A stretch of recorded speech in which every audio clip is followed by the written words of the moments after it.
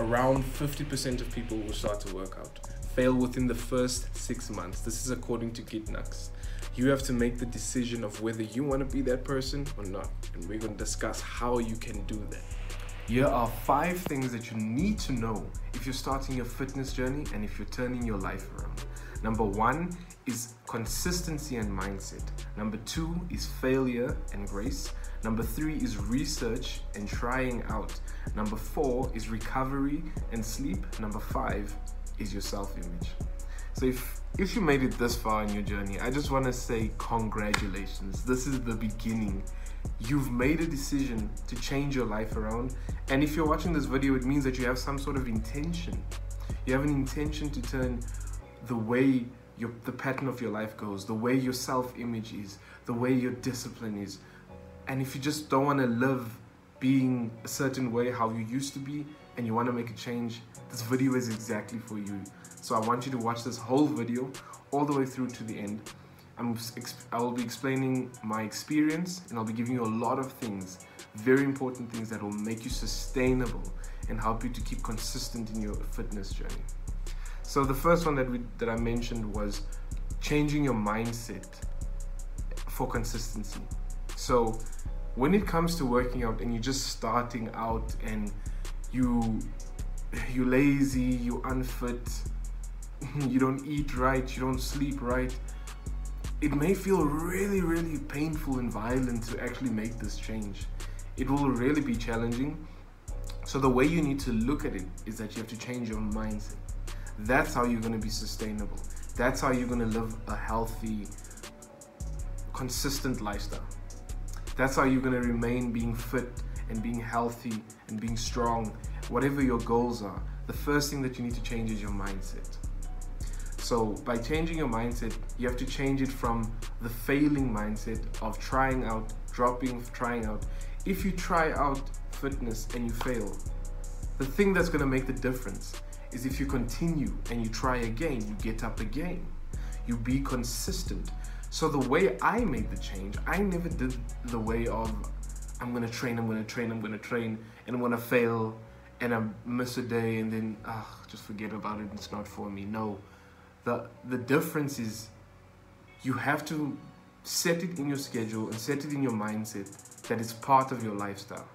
So the way I look at my fitness, it's like brushing my teeth. I don't get up and just start my day. I actually have to go bath or shower and brush my teeth. It's a needed thing. I need to sleep. I need to eat. I look at training the same way. Make it as consistent and as normal as brushing your teeth. Make it as normal as dressing. Make it as normal as breathing. It's just part of what you do. It's part of your pattern. It's part of your lifestyle. Look at it as a lifestyle, not as an attempt to reach a goal. I want to get my hot and sexy body in December for summer, if you're in the southern hemisphere. In the northern hemisphere for June. Don't look at it that way. Don't try get the body for June. Don't try get the body for December. It's not gonna work. It's not gonna be sustainable. And if that is your goal, that's good. Go for it, but do it in a sustainable, consistent manner. What I'm trying to get at is you shouldn't be focusing just on trying to do it and you fail and you do it and you fail. No, make it a daily task. Make it a daily thing. And if it means that you need to rest on this day, it's still part of your lifestyle. That day is for resting your body. So make it a consistent lifestyle. The second thing is failure and grace. So this obviously works with consistency, because you cannot be consistent if you don't give yourself grace when you fail. So understand your body, understand where you're at, your fitness level. If you're starting out, you're not going to be able to run 5 kilometers. If you're starting out, you're not going to be able to bench press 100 kg. So start where you are. And if it's embarrassing, give yourself grace. I was there too. Every strong man, every fit athlete was there. We were all there. You have to start. It's no shame. You have to give yourself grace when you do fail. So if you can't do those 10 push-ups, it's okay.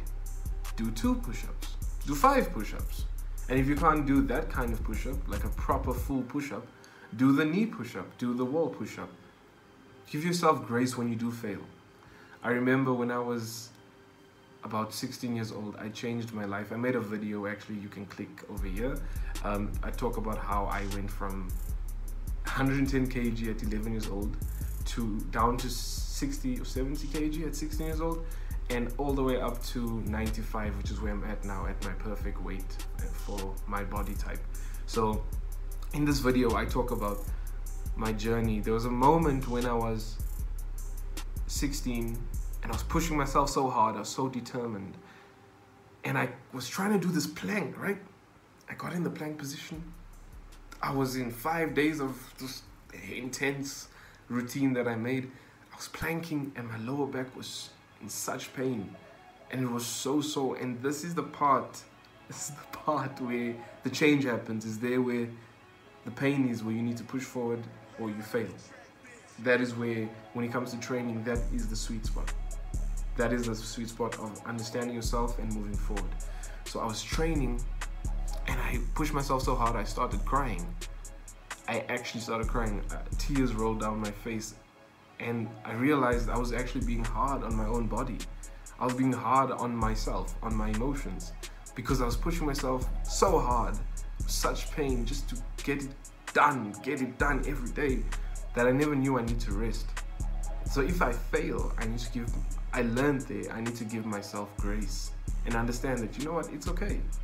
If that's where I am right now, then that's okay. So now, what I need to do is to rest, or give myself a little bit of space, maybe try something else that will help me to build up to that movement that I was trying to do, that I believe it was 5-minute plank. Maybe do some RDLs to strengthen my lower back. It's less intense, but I'm giving myself grace. So give yourself grace when you fail. So the third thing is to research various types of workouts. So the third thing is to research and to try out.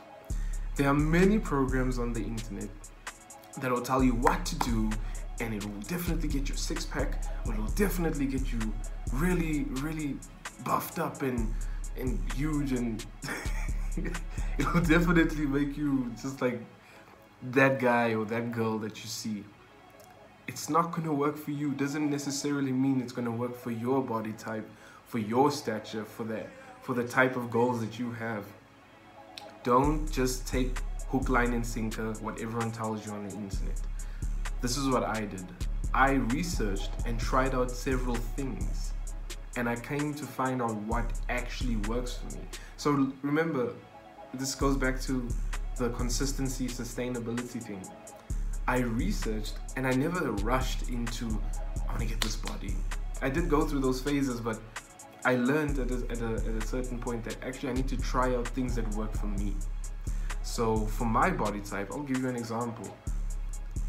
For the goals that I have, I see mixing body weight with weights works very well for my body type. I'm not built for running, to be a track runner. I may be good at it if I try it out, but my body type, I'm not a skinny, slender person.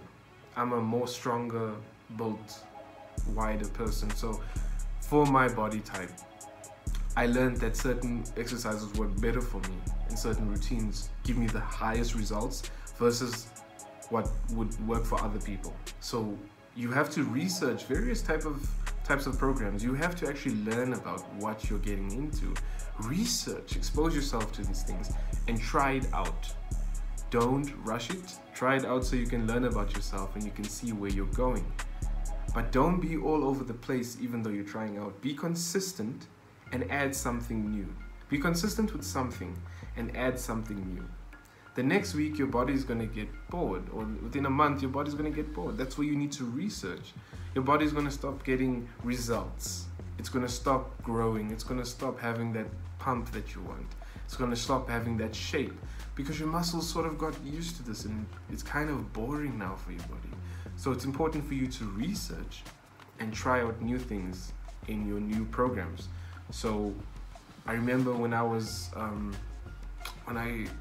I was just doing body weight for like 2 years, I remember, and I was trying to get to this one specific type of goal of body structure, and and I couldn't get there. And I didn't understand why. I realized my muscles got tired of what I was doing. So I had to make it more intense. I had to include weights, or I had to make my body weight training much more intense, shorter time, higher reps, shorter rest time to really shock the body, because your body works like this. It gets comfortable and then it doesn't give you the results that you want it to give. It gets comfortable, it stops producing results that you want. So you actually need to change it up, shake it up. It's just what it is like. That's what life is like. So the same thing applies to your body.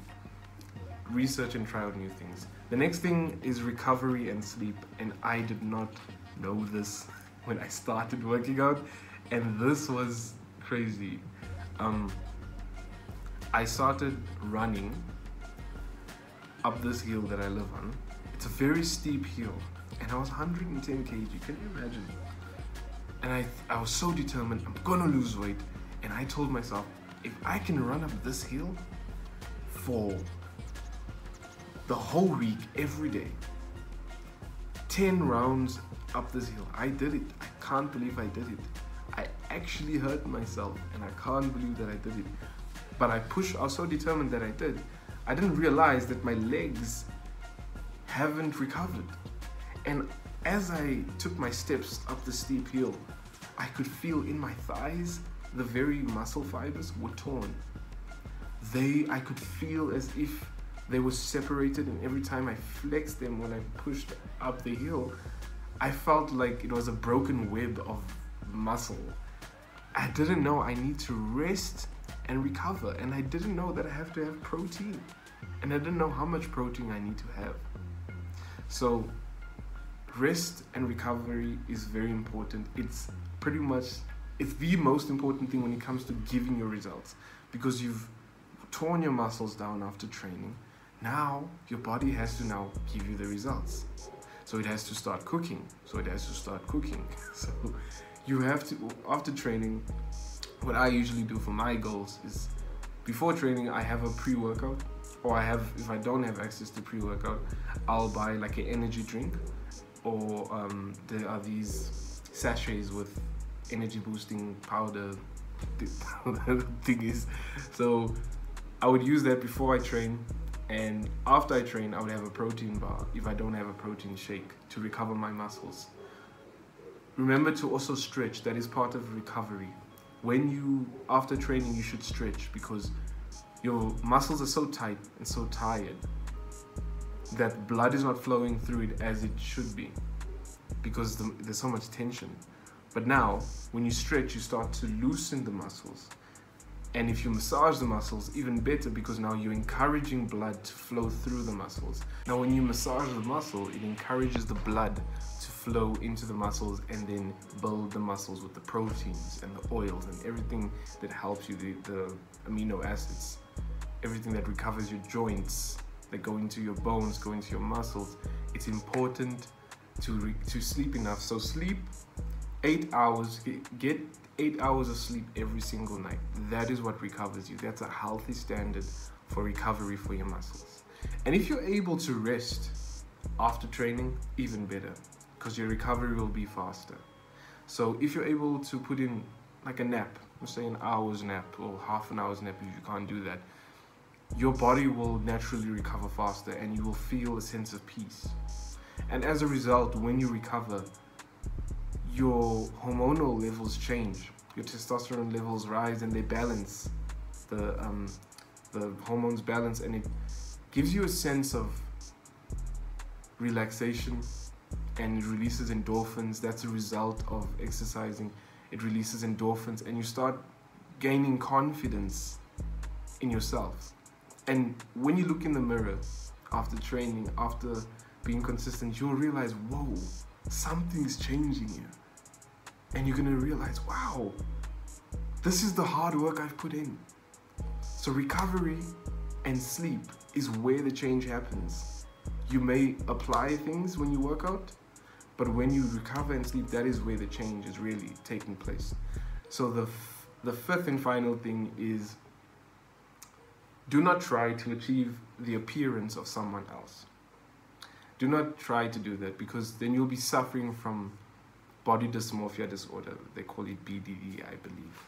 So do not try to be like someone that you're not. I struggled with that growing up when I was around 16. I'm not built like a skinny guy, and I thought that if I train hard enough, I would end up being like that. It's the stupidest thing you could want to do, to try to be like someone else that you're not. It's the stupidest thing, because you're not able to bring out the true optimum of who you are and how beautifully you are shaped for your body type. It works perfectly for you. You should never try to be like anyone else. Appreciate who you are. Appreciate how you're structured. That is what brings the true confidence out. So do not try to train to be accepted by a particular group of people or by a particular person. Don't train for that purpose. Train only for your confidence, for the sake that you want to feel good and want to look good. That's what you need to focus on. It's very imperative that you take that trajectory, or else you will run yourself into the ground. So the best way to overcome that is by talking about this and not being ashamed of it. Actually talk about it. Talk about this feelings that you have, the thoughts that you have. Cry it out. There's no shame in it, because there's freedom beyond that, and there's absolute shamelessness beyond that. Like, I used to feel embarrassed to talk about that to people because I was really big and stuff. People used to say I used to look like two people fighting when I walk from behind. So like, don't worry about what people think. Worry about what you think about yourself. That's what's going to make you sustainable, because if you're trying to please people and you're trying to train to please people, it's just going to lead you down the wrong road, because it's ups and downs. You just won't have that confidence. You need to have the audacity to just do it for yourself and only yourself. That's like the one place I think you can be selfish. I think you can be selfish. It's just smolinyana, just little selfishness. It's okay for you.